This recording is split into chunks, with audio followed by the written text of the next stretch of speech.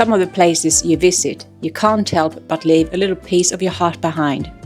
Palermo is certainly one such place, especially the beautiful people we met there.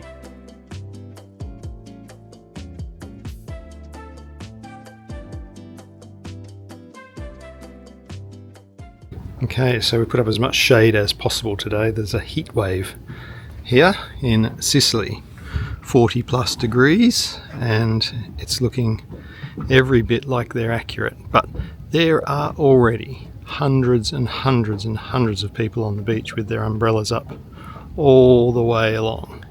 It's going to be an interesting day. It's only 9 o'clock. Let's see how many boats arrive. Okay, hello again everybody. It's now 3 hours since the last video, and there are a lot more people on the beach. And guess what? There are a lot of boats. You could almost walk across them. Love it.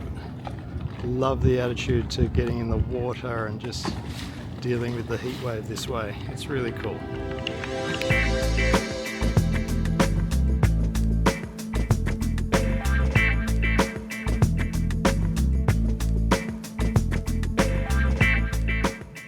I'm pretty sure you remember we actually went and did grocery shopping this morning, and while we were gone, all the boats actually arrived.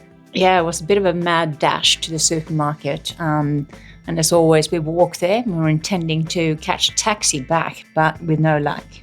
No, and then we arrived back to a beach full of people, and I think everyone wondering, what are these people doing? But Peter came and picked us up in the tender, and it was back for a swim. Yeah, that's certainly so. Being a Sunday in the middle of a heat wave, it seemed like every person in Sicily had made it to Mondello to enjoy and cool off. Very memorable experience. I really enjoyed that day.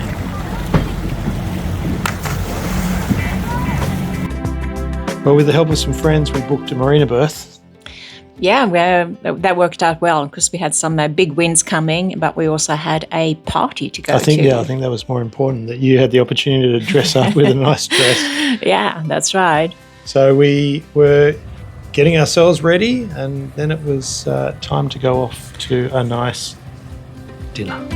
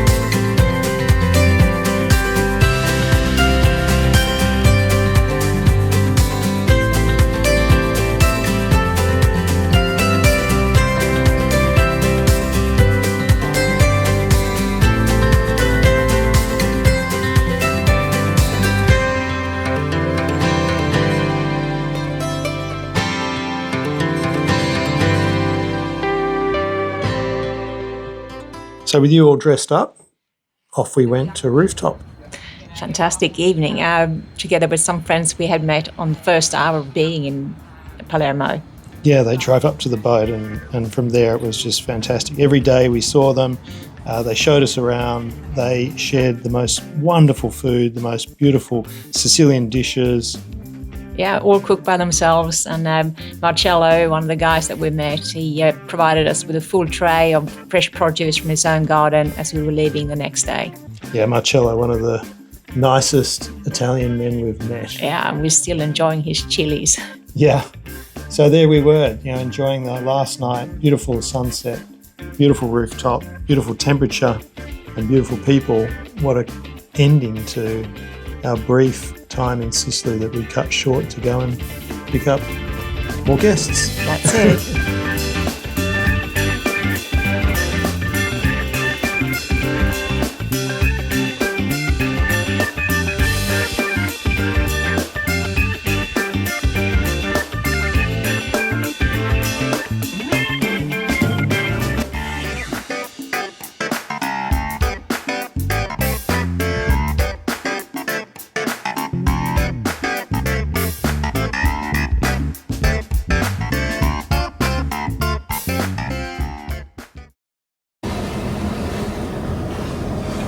Where are you heading, Captain?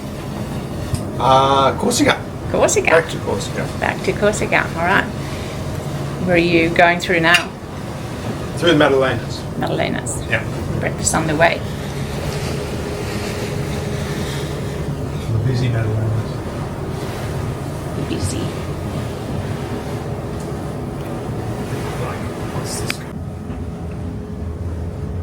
So these ferries up ahead crisscross from the Madalenas with cars and so on. They do not slow down for anyone, I've noticed. Been through here a few times now. Today we're going to push through the Madalenas and across back to Corsica. Porto Vecchio waiting for us. We'll get some groceries and fuel for when Hannah's parents arrive. Okay, so time again to refuel. We're in Porto Vecchio, back up in Corsica. And another busy day here in the marina. Lots going on. And we are probably pumping another 7,000 litres of diesel in today. This tug here, throwing a bit of wash, did not necessarily help our docking today. We got a heater on the pump, just making sure that everything goes good, and then we'll monitoring our fuel gauges in here.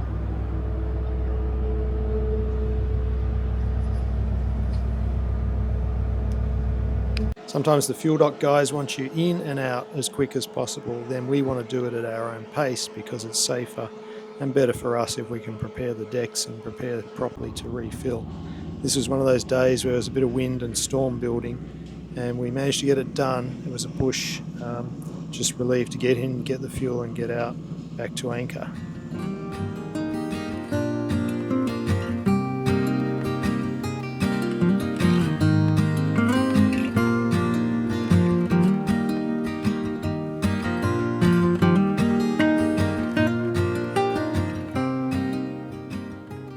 Around this time we really started having to tow our tender a lot of the time as our crane power pack was starting to falter. This had been looked at a number of times by Fleming and the manufacturers, and to be fair, no lack of effort from them in trying to resolve it, but it was during this period that it really started to create more problems for us. The lift time on the tender became very slow, and in certain anchorages it became a little bit dangerous because it's 750 kilos and lifting that weight, and if the boat moves and swings it can be problematic. But to the point of having equipment fail, I think it's easy to think that, oh well, you buy a boat and therefore everything should just function. That's not the case, and it's not the case with any boat, I don't believe, because the reality is a boat is made up of many, many mechanical parts, from the auxiliary engines to generators to water making to the crane itself to anchor winches. Everything is mechanical, and that is something that necessitates maintenance. And yes, we do attend to maintenance very carefully, but it also, no matter what you do maintenance-wise, things happen, and it's very important to just take a deep breath and accept the fact that when you live on a boat and you use a boat as much as we do, that you are going to run into issues and you need to adapt and deal with it.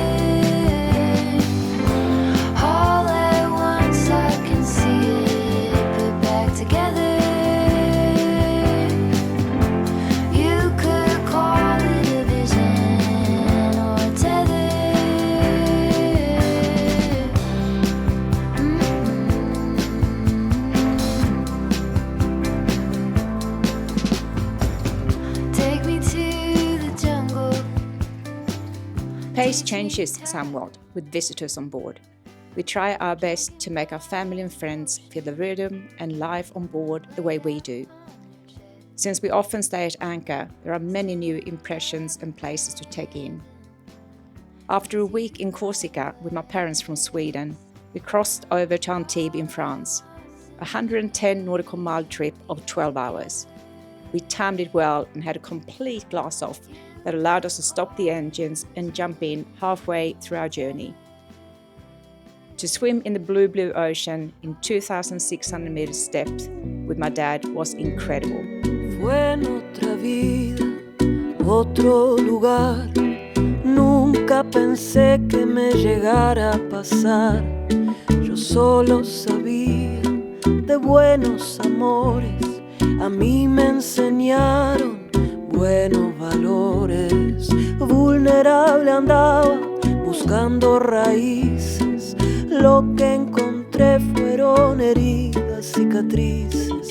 Creer en ti fue un gran error. We arrived in south of France just in time for sunset. We stayed at anchor for a few nights of Antibes before heading into Port of Balm, where our kids and their partners were arriving from Australia. Antibes is a delightful town with charm, great beauty, good produce and plenty of options to dine out.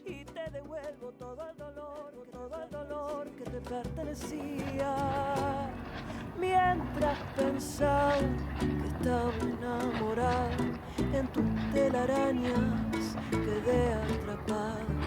Tus palabras al principio fueron tan dulces, después de un tiempo eran solo insultos. Aunque vos eras él que me lastimaba, yo era la que más me humillaba.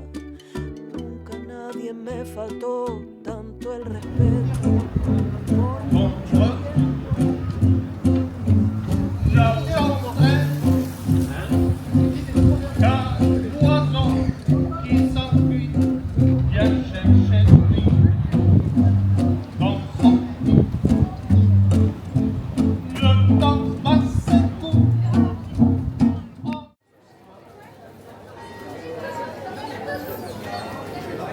As always, when it comes to provisioning, the local markets are of my greatest interest, where it's fresh and vibrant.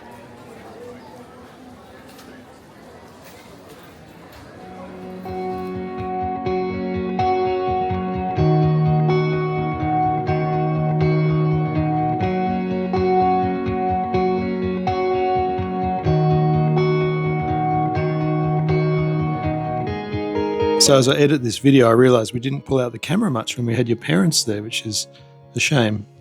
Indeed, they tend to be so much in the moment when we have family and friends on board, which is incredible. But however, we obviously want you guys to also follow our journey and participate in our adventures. We did a bit better when the kids were around. That's the next video. That's the next video. Please subscribe and follow if you're enjoying this channel, and we look forward to seeing you guys soon again.